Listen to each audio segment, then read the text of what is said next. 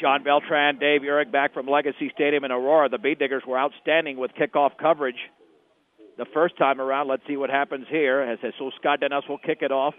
Back deep to receive are Cole Gret and Zach Cosper on a gorgeous day in Aurora. And this is a very high short kick. It'll bounce at the 27-yard line, picked up at the 25, straight ahead across the 30 to the 36-yard line, returned by Ronnie Mumm. So Olathe has better field position to begin their second drive. Beat Diggers could not have played much better over the first 3.5 minutes of this game, Dave. Boy, that's for sure. No mistakes. The only mistake really was probably Cardenas missing the ball on that kickoff as the tee went almost as far downfield as the ball did. All right, so it wasn't by design. Yeah, I didn't catch that at all. 1st and 10 from the 36-yard line. Kyle Pyatt's going to see a lot of action on both sides. And the quarterback, Wallert, will take off. He'll break a tackle, but then Skyler Seawald has him at the 37-yard line and throws him to the ground. It'll be 2nd down and 9. Again, they come out with just 2 guards, 2 tackles, 2 wings right there. It's a double wing look. They put that wing in motion, started to run option over here to our left side. Shea Hansen's the defensive end over here. He was standing right there ready to tackle Wallert if he came down the line any further, but Wallert decided to run that option right up the middle. 2nd down and 9 from the 37-yard line. Brush leads 7-0 on Connor Weiser's 3-yard run off a special teams miscue by Olathe.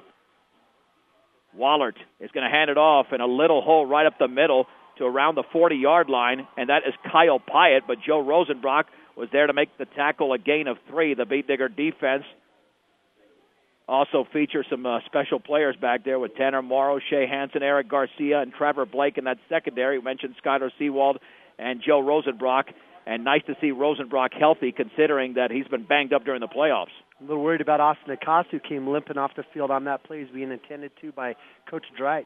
3rd down and 6 for the 40-yard line. Man in motion, play action, looking to throw his wallet underneath. The ball is incomplete. Through the hands of the intended receiver, Kyle Pyatt, at the 44-yard line. Don't think he would have had a first down, but the Beat Diggers had excellent coverage on the Olathe running back. Well, it would have been close if he would have caught it, been close to a first down, and the Olathe Pirates had the Beat Digger defense fooled with some good play action there. But after he missed the ball, he took a couple of good shots. I'm sure he's going to be thinking about that the next time they throw him the ball. The snap was bounced to Cody Harrison the last time. He's at his own 27-yard line awaiting the snap. And this one gets to him on the fly. And it's a very high, short punt. The Beat Diggers are going to have good field position. But it bounces at the 34 and takes a big Olathe roll to the 25-yard line. So the Beat Diggers have the ball with 6:44 to go in the opening quarter, leading 7-0 on Connor Weiser's 3-yard scoring run. Tanner Morrow blew through the middle of the offensive line there for Olathe, and he almost got his hand up there ready to block the football. It caused a hurry up, and that's the reason the ball went so high and not so far. Cargill Meat Solutions takes as much pride in the community, just as they do in the products they provide to their consumers. Cargill Meat Solutions, part of the KSIR B106 scholarship program. Kyle Muir into the game. As we mentioned, he'll see some time here with this Beat Digger offense, working very efficiently on their first drive. Connor Weiser's in the backfield, along with Tanner Morrow. 1st and 10 for the Beat Diggers at their own 25-yard line. In motion to the left is Kukas. And there's the bootleg left by Garcia. Tons of room to the outside of the 30. Back towards the middle at the 35. First down for Garcia to the 39. It's a gain of 14 yards, and the Beat Diggers are looking very efficient on offense. I'll tell you what, that was a beautifully designed play as Kukas lined up in that slot position. Like we said before, they moved their tight end out at like another position out further to the left. Kukas lined up in the middle in a slot position. Then he went in motion to the left. And then when they snapped the ball, he came back in and cracked back on the defensive end, and that's what opened the whole play up. It was a beautiful block there by C.J. Kukas. Tackle was made by the linebacker Karsten Byers. 1st and 10 for Brush at their own 39-yard line. 6:20 to go in the opening quarter. Beat Diggers lead 7-0. The backs are split. And on first down, Garcia on the handoff to Weiser running left, snaps out of a tackle across the 40 to the 44. He gains 5 yards in the play. It could have been only 1, but he maintained his balance as Joe McCracken made the play. You bet it was just a trap play there. A heads-up play by Garcia as he watched Morrow line up in a blue formation to the left side. He shifted him back over to red, the right side, and then they come back and run trap to the left. So just another good job of blocking there by that offensive line by Brush. Now 3 in the backfield, Seawald, Weiser, And Morrow, 2nd down and 5 for the 44-yard line. Garcia will hand it off to Weiser running left. He's got a first down across the 50 to the 49. A quick 7 yards for Connor Weiser before the cornerback, Ronnie Mumm, makes the tackle. Now, like we said before, Olathe's got that 3-5 where they're blitzing those inside linebackers. Brush is just running right at him in between the tackles, doing the same thing that brought him to this show. And Olathe's taking big chances by getting rid of their linebackers. They have nobody in the secondary to make those tackles. The B-Diggers came into this game scoring 541 points, well over 40 points a game, and they already lead 7-0 with 5:19 to go in the opening quarter. 1st and 10 from the Olathe 49-yard line, just 2 in the backfield. Garcia with a hard count is going to hand it off on the left side, and Connor Weiser's hit in the backfield. And that is Kyle Pyatt from his linebacker position throwing Weiser for a 1-yard loss, and that's the man you've got to watch out for if you're a Beat-Digger. Yeah, and so they've been able to sack Brush one time out of about 7 or 8 offensive plays.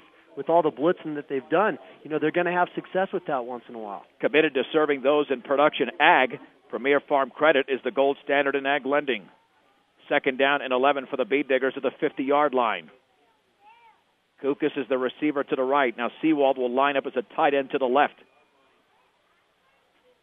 On 2nd and 11.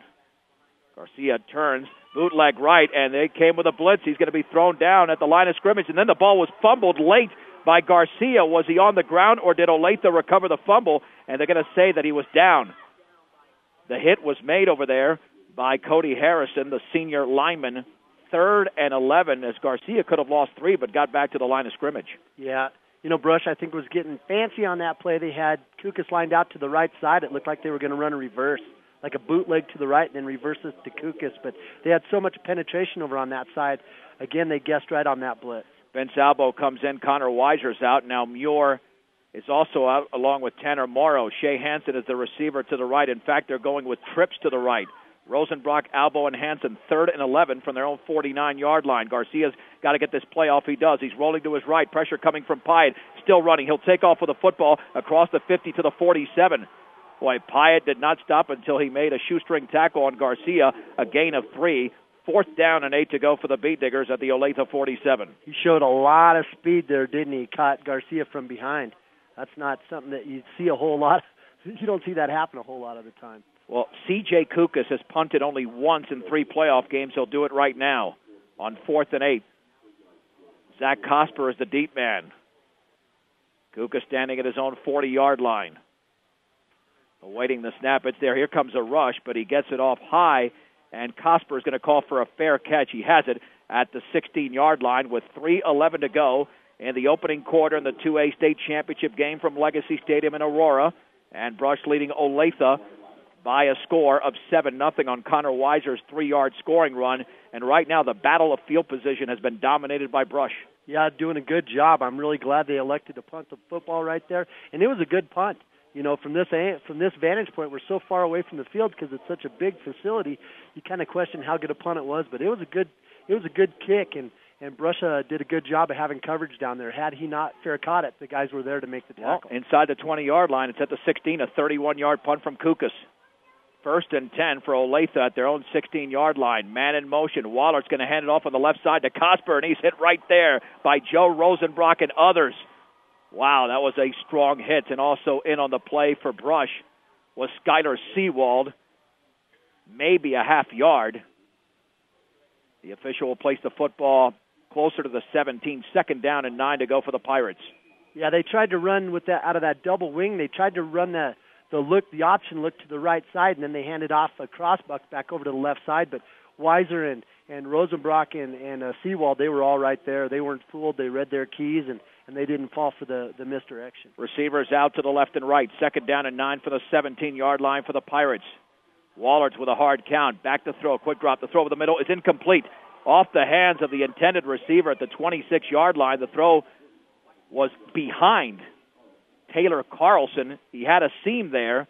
It'll be 3rd down and 9, and so far Olathe 0 for 2 in the passing game. Yeah, they caught us sleeping on that time. They got to, our linebackers had to step up and respect the play action with the dive up the middle. So we didn't have any linebackers dropping back in to cover that slant, and so it was wide open. Luckily, it was just thrown high and behind them.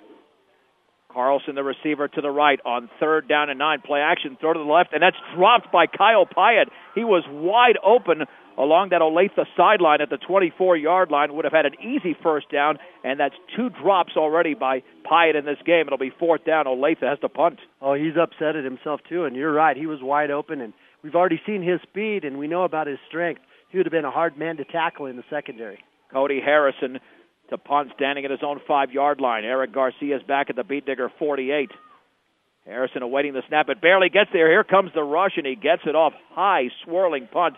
It'll bounce at the 50, take a huge Olathe roll. That's going to bounce about 13 yards forward to the 37 and still going to the 36-yard line. A very effective punt of 47 yards for Cody Harrison. Beat Diggers with 2:10 to go in the opening quarter, leading 7-0. Have it right there. Yeah, that was Well, the Beat Diggers got a break because apparently an Olathe player touched the football at the 45, so it goes for a 38-yard punt. That makes a difference in field position. Beat Diggers just picked up 9 yards. 1st and 10 at their own 45, 3 in the backfield. Seawald, Weiser, and Morrow. Who will Garcia hand it off to? It will be Weiser running right, and he's going to be thrown down in the backfield for a loss of 1. And I believe that was Kyle Pyatt again. You don't block him, you're not gaining yardage. It's 2nd down, and we'll call it 11. You know, with those linebackers all blitzing up in there, it's going to be hard for the offensive line to pick up who they have to block. But one thing's got to happen is our backs have to run hard. You know, they're not going to be able to hesitate when they're there. They're just going to have to go hard and try to run through and pass people. Your one-stop center for projects around your home office or yard is Ackley Building Center, 1402 Mill Street in Brush. That's Ackley Building Center. 2nd down and 11 at the 44-yard line. Seawald's in motion to the right. Garcia, play action, looking to throw deep over the middle towards Kukas, but overthrown. Kukas had a step on the defender at the 25-yard line, but it falls incomplete. 3rd down and 11. On the coverage was Ronnie Mumm. Kukas got slowed up a little bit there. Mumm kind of was standing in front of him. It caused Kukas to slow down, and that's one of the reasons the ball was overthrown. But again, you know, one of those things where we didn't get the completion, but it's something that's going to help open up that running game. 3rd down and 11 at the 44-yard line. Here comes Shea Hansen with play instructions. Even if the Beat Diggers don't get a first down again, they have been dominating the battle of field position. Morrow and Weiser in the backfield on 3rd and 11 from the 44. Hansen in motion to the left. There's the option left, and the pitch bounces to Morrow, and the ball is loose. I think Garcia fell on it. He did. Well, what penetration over there by Cody Harrison way back at the 35-yard line, a loss of 9. And the Beat Diggers will have to punt now on a 4th and 20. Yeah, the Diggers starting to do some things that they don't typically do a whole lot of, and that play was going to be blocked a lot like what they tried to block that big bootleg that Garcia had earlier in the game. But they had so much penetration, they got a hand on Garcia right when he was trying to pitch the ball. Kukas awaiting the snap. There it is. Here comes the pressure. He gets it off. High punt towards Cosper along the sideline, calls for a fair catch, and makes it at the 27-yard line. Boy, what a beautiful punt. But Olathe in that little series where they went 3 and out and then we went 3 and out, they actually gained a little over 10 yards on that. 38-yard punt for C.J. Kukas, who's done the job so far. Olathe has the football at their own 28-yard line with 43.1 seconds to go in the opening quarter in this 2A state championship game. Brush leads 7-0. Special teams a big difference as a ball bounced into the punter, Cody Harrison. He had to fall on it at the 16-yard line, and Connor Weiser scored 4 plays later from the 3-yard line. On 1st and 10 from the 28, Wallert is going to hand it off on the right side to Pyatt. Big hole across the 35, tripped up by Eric Garcia at the 39, but a gain of 11. And that's an Olathe Pirates first down. So on their 10th play total, they finally got a good play off. Pyatt had, well, his first run went for 6 yards. That one went for 11. There was nothing fancy there. They just ran it off tackle, and there was some good blocking, just no linebackers there to make the play. 1st and 10 for the Pirates at their own 39-yard line. This could be the final play of the opening quarter as we are inside of 25 seconds to go. Wallert on 1st down will hand it off on the right side to Pyatt. Breaks a tackle at the 45, still on his feet, and he's to the 48-yard line, picking up 9 yards in the play before Skyler Seawald makes the tackle, and that will be the final play of the opening quarter. With the score, Brush 7, Olathe nothing. This is the 2010 Class 2A state championship game on 1010 KSIR and KSIR.com.